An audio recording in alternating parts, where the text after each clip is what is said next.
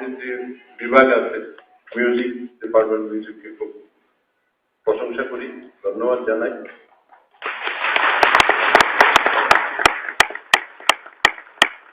বিশেষ করে অধ্যাপক বরালি এবং তার যারা সহকর্মী অভিজিৎ, তারা সবাই এত চমৎকার একটা অনুষ্ঠান করে,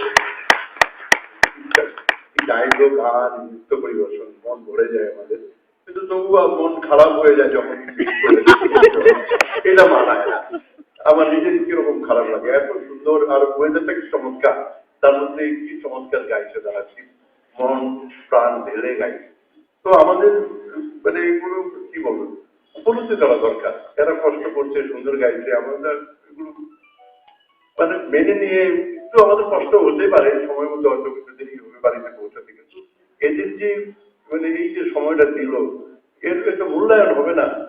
যাই হোক, আমি এই জন্য কথা বলতে আসি, আমি যেটা বলতে এসেছি সেটা হলে আমাদের ইউনিভার্সিটিতে সম্ভবত, আমি মিটিয়ে নেবো, আমার 8 তারিখে বোধ হয় দোল হোলির জন্য ছুটি আছে, ন্যাশনাল হলিডে, আর 7 তারিখে, তাই তো, না 8 তারিখে এইখানে রঙের খেলাটা হয় ত্রিপুরাতে, মানে ন্যাশনাল হলিডে যেটা আমরা উদযাপন করি সেটা একদিন আগে হয়, আর ত্রিপুরাতে 9 তারিখে রং খেলা হয়, সেদিন বেরোনো খুব যায় না, বিপজ্জনক। আমরা ভাবছি মানে 8 তারিখে যখন এমনিতে আমি মাত্র দোল, কিন্তু সবকিছু খোলাই থাকে, সেদিন একটা বসন্ত উৎসব এখানে করলে কেমন হয়?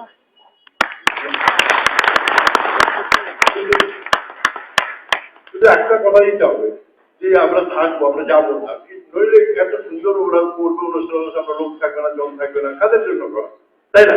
তো আমি এখন চালাক হয়ে গেছি,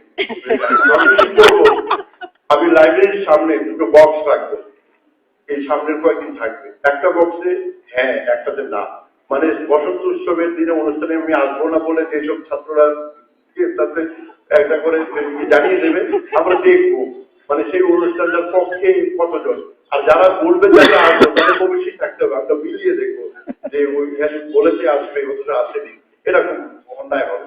আমরা একটা না মজা করে বললো, আমি সিরিয়াস না, আমরা হয়তো সবাইকে ডাকলাম, সমস্ত ব্যবস্থা করলাম, কিন্তু দেখা গেলো লোকজন নেই, আমার সবারই মন খারাপ হয়ে যাবে। সেজন্যই যদি আমরা সবার কাছ থেকে প্রতিশ্রুতি পাই যে হ্যাঁ, বসন্ত উৎসব একটা করা দরকার, সুন্দর হবে, আমরা সবাই মিলে আনন্দ করবো। আর রবীন্দ্রনাথের নামে এই উচ্চাঙ্গন, রবীন্দ্রনাথ ত্রিপুরাতে বসন্ত উৎসবে এসেছিলেন, তো সেদিনের এখানে বসন্ত উৎসবে গান হবে, নৃত্য হবে, অন্যান্য পরিবেশনা হবে, আমাদের মিউজিক ডিপার্টমেন্ট করবে বা আমাদের ছাত্রছাত্রীরা যারা নৃত্য হবে, তাদের দারুণ ব্যাপার। কিন্তু একটা জিনিস মানে এনশিওর করতে হবে, শ্রোতা, দর্শক, বোদ্ধা, এত মনোরম একটা পরিবেশ, এত সুন্দর একটা সময় এসে একটুখানে কি চমৎকার নাচলো, আনন্দ ধারা বইছে ভুবনে বলে কি চমৎকার নাচলো, বা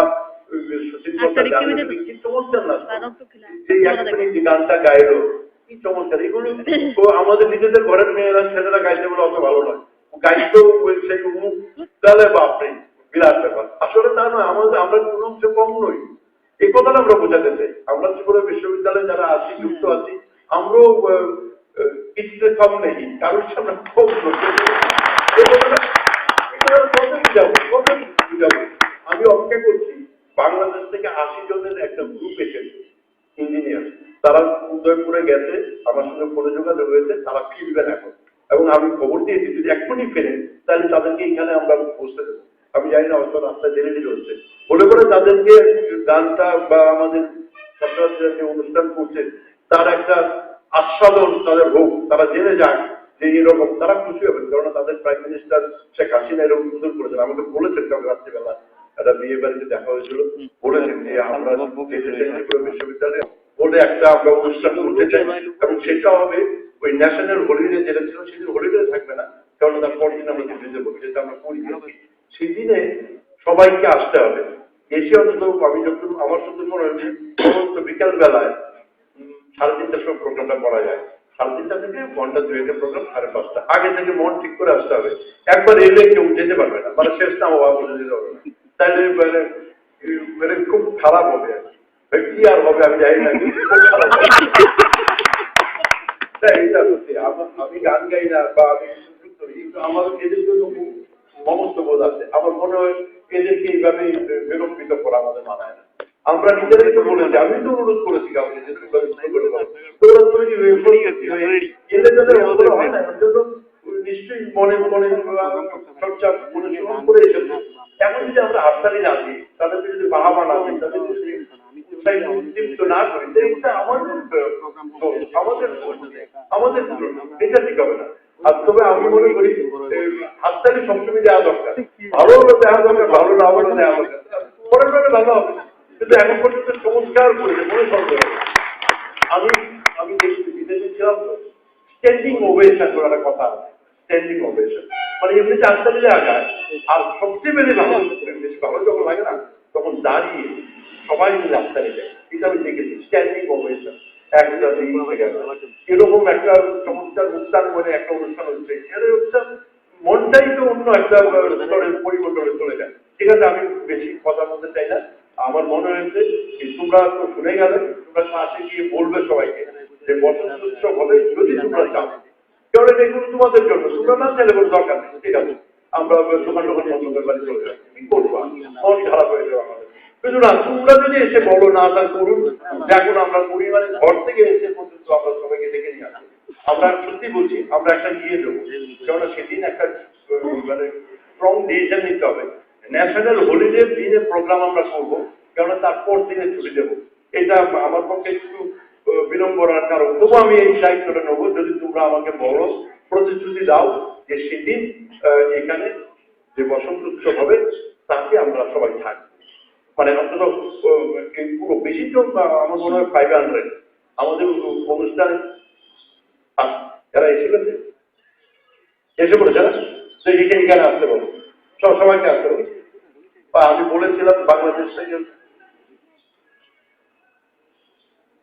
তো ভালো হলো, তাই তাদের নামটা লিখে 5টা লিখে বলতে হবে যে বসন্ত উৎসব হলে আমি উপস্থিত থাকবো। আমরা জেনে যাবো, নাম্বারটা জেনে যাবো, এটা বেরোনোর মতো। তারপরে আমরা 5-6 তারিখ এটা দেখবো, দেখে যদি সত্যি দেখি যে সারা ভালো মিলেছে, তাইলে আমরা সেই দিন ওই ধরনের একটা সিদ্ধান্ত নেবো। আরো জলমল করে দেবো, মানে যা যা করা বসন্ত উৎসবের জন্য যে সব করার জন্য সেগুলো সবাইকে আমরা অনুরোধ করবো। এবং যারা আমরা জোর করবো না, যারা বলবে যে আসবে তারা যেন অবশ্যই থাকে। কিন্তু একটা এটা একটা মানে কি বলবো, ফ্লপ শো বলে একটা ব্যাপার হয় না, এটা যেন না হয়। তাহলে মানে সবারই মান সম্মান একেবারে ভুল দিতে হবে, এই কথাটা মনে রাখতে হবে। আর তোমরা গিয়ে বলবে সবাইকে, সবাই তো নেই এখানে, ক্লাসে গিয়ে বা যখন যাদের সাথে দেখা হয়। আমার তো মনে হয় দুটো হোস্টেলে যারা এলো কিন্তু অনেক ভরে যায়, অধ্যাপকরা এলে আর সব ছাত্রছাত্রীরা এলে আমি কিছু করতে পারি না। শুধু অধ্যাপকরা না এলে পরে আমি করে দিতে পারি। অধ্যাপকের যদি না আসে না, তাহলে আর আমার যদি কখনো রাগ হয়ে যায়, তাহলে ওদের খুব ক্ষতি হবে। একটা উপাধ্যায় আসলে ক্ষমতাই দেখি ভান করেন বা মনে করেন। আসুন আপনাদেরকে স্বাগত জানাই। আপনারা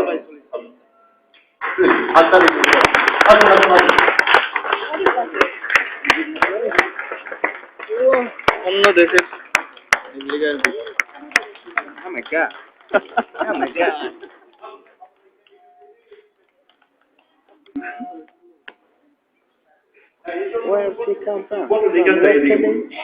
এখানে